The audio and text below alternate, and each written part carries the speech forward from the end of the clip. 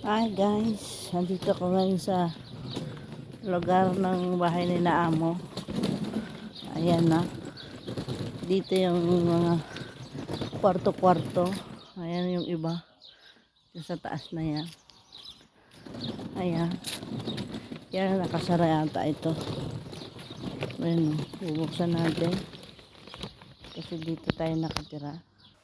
Ito na yung entrada kung saan kami dati si amo ko nakaano. Ayan, may kanya-kanyang kwarto yan. Dito kay Senyora Blanca. Parang hotel to eh. Ayan. Ito yung merto namin dati. Yung mga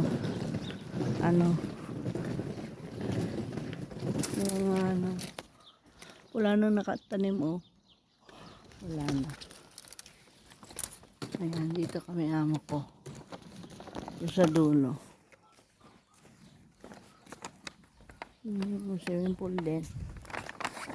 Dito yung kwarto na naamo kong lalaki, babae. Ayan, parang hotel, di ba?